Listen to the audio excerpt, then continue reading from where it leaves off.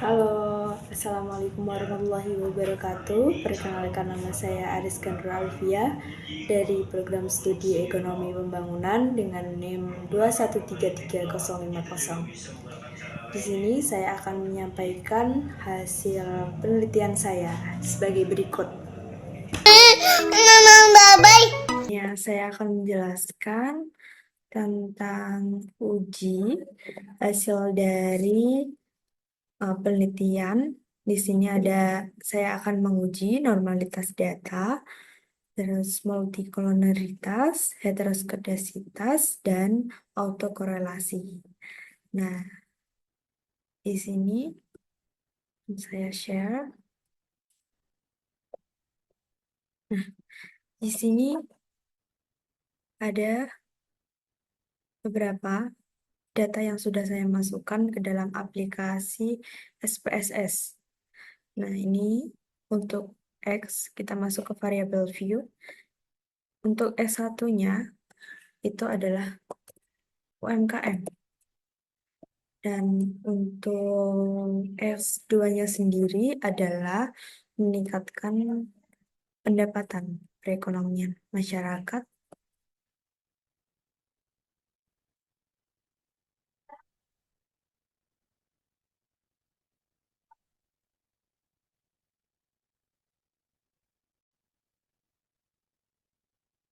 Untuk yang sendiri yaitu adalah kesejahteraan masyarakat. Baik, di sini sudah masuk semua. Kita kembali ke data view. Lanjut ke analisis data regression ke linear. Nah, di sini sudah ada. Nah, jadi untuk UMKM X1 dan X2 meningkatkan pendapatan adalah X2, kita masukkan ke independen.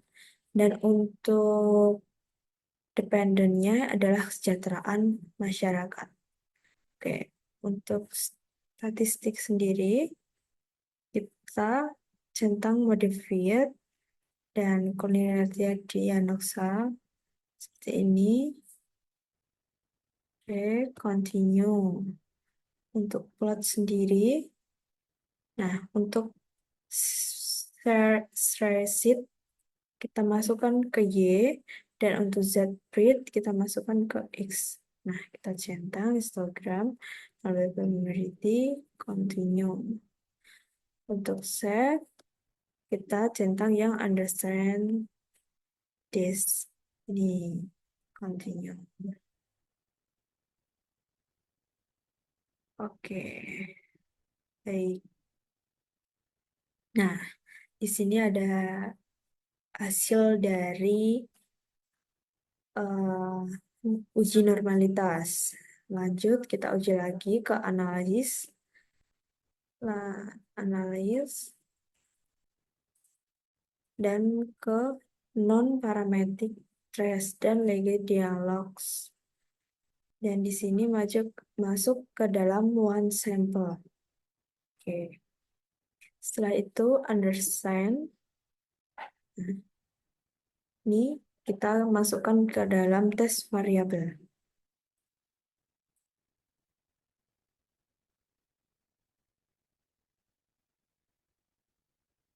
Nah, oke, kita oke. Lanjut. Nah, hasil dari one sample Kolmogorov-Smirnov test. Nah, di sini dijelaskan bahwa bertujuan untuk menguji apakah dalam model regresi variabel pengganggu atau residual memiliki distribusi normal. Nah, untuk histogramnya sendiri, di sini dijelaskan secara dependent kesejahteraan masyarakat. Nah, ini menjelaskan hasil dalam uji normalitas. Histogram menghasilkan bentuk kurva. Bentuk kurva, bentuk kurva menggunung dapat dikatakan bahwa pola distribusi normal. Tapi kita tidak yakinkan bahwa setiap hasil seperti ini akan normal. Tapi hasil yang diuji saat ini menyatakan bahwa uji normalitas itu normal. Selanjutnya, untuk plot. Nah, nih, regression standar residual dependent kesejahteraan masyarakat. Nah, di sini ada garis miring bahwa menjelaskan hasil uji plot menghasilkan garis diagonal, maka dapat dikatakan bahwa pola terdistribusi normal. Nah, untuk ensemble Kolmogorov-Smirnov test ini, itu jika nilai SAMS, SIG, SAMSIG yang ini besar dari 0,5, maka dapat disimpulkan bahwa residual menyebar normal. Begitupun sebaliknya dari hasil uji normalitas metode Kolmogorov-Smirnov dapat dikatakan hasil sebesar 0,0264 yang artinya terdistribusi normal. Oke. Lanjut di sini masuk ke uji multikolonialitas. Yang di sini masuk ke koefisien yang ada tulisan collinearity status tolerance dan FIF, VIF. Nah, ini di sini bertujuan untuk menguji apakah model regresi ditemukan adanya korelasi antar variabel bebas atau independen. Nah, syaratnya jika nilai toleransi lebih besar dari 0,10, artinya tidak terjadi multikolonialitas. Jika nilai FIF lebih kecil dari 10,00, artinya tidak terjadi multikolinearitas. Nah, untuk interpretasinya, hasil dari uji multikolinearitas untuk nilai toleransi sebesar 0, tolerance seperti ini, yang ini itu sebesar 0,924 dan nilai VIF terjadi sebesar 1,082 yang artinya keduanya menunjukkan tidak terjadi multikolinearitas. Nah, dan selanjutnya untuk uji heteroskedastisitas bertujuan menguji apakah dalam model regresi terjadi ketidaksamaan varians dari residual satu pengamatan yang lain. Nah, di sini untuk interpretasi hasil dari uji heteroskedasitas, grafik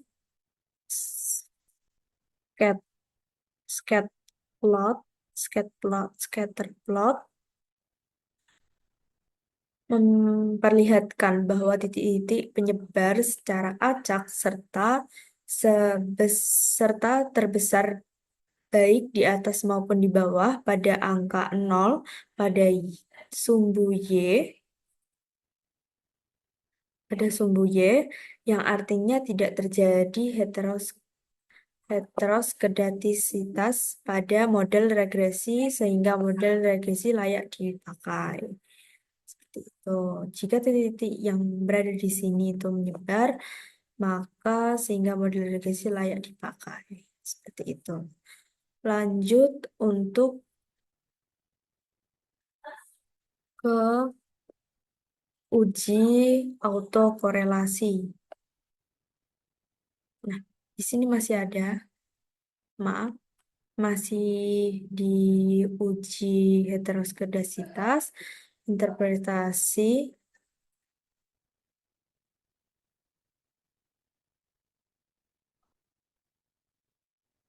interpretasi yang ini.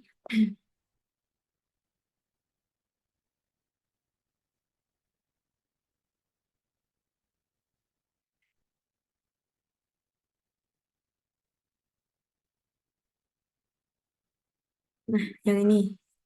Nah, ini dijelaskan interpretasi hasil dari uji heteroskedasitas menggunakan uji Gleiser. Output menunjukkan tidak adanya hubungan yang signifikan antara seluruh variabel independen terhadap nilai absolut residual, yaitu ditunjukkan dengan sig lebih besar dari 0,5, yang artinya model ini terbesar dari heteroskedastisitas. Lanjut di uji autokorelasi bertujuan menguji apakah dalam model regresi linear ada korelasi antara kesalahan pengganggu pada periode model summary. Oke, kita lanjut ke analis regression linear. Nah, lanjut ke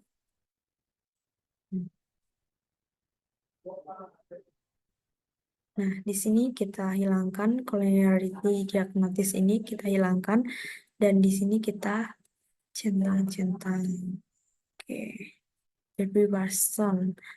Oke, oke. Di sini sudah muncul regression variabel entrepreneur Derby Watson. Oke, simbol double menunjukkan banyaknya variabel bebas. Oke, di sini akan saya share. Di sini model summary tabel Darwin-Watson seperti ini. Simbol pada tabel menunjukkan banyaknya variabel bebas, penjelas tidak termasuk variabel berikut. Simbol N pada tabel menunjukkan banyak observasi, maka K2 adalah jumlah variabel independen X1 dan X2, dan N sama dengan 20 total responden. Responden yang saya teliti ini adalah 20. Oke, untuk syarat sendiri, jika D lebih kecil dari DL atau lebih dari 4, DL berarti terdapat autokorelasi. Jika D terletak di antara DL, 4 kurangi DU berarti tidak terdapat autokorelasi. Jika terletak di antara DL, DO atau di antara 4 sampai DU dan 4 sampai DL, maka tidak menghasilkan pasti.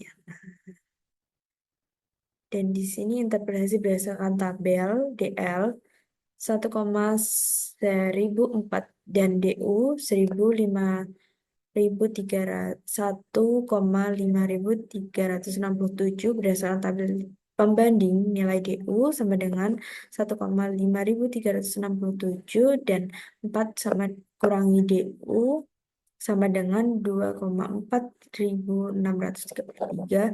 Nilai D 2,056 terletak di antara 1,1004 lebih dari kurang dari 2,056 dan 2,4633, yang artinya terdapat autokorelasi. Nilai DL kurang dari D, nilai lebih besar dari nilai 4DU koefisien. Oke, Seperti itu. Mungkin itu saja yang dapat saya sampaikan. Sekian dari saya. Wassalamualaikum warahmatullahi wabarakatuh. Terima kasih.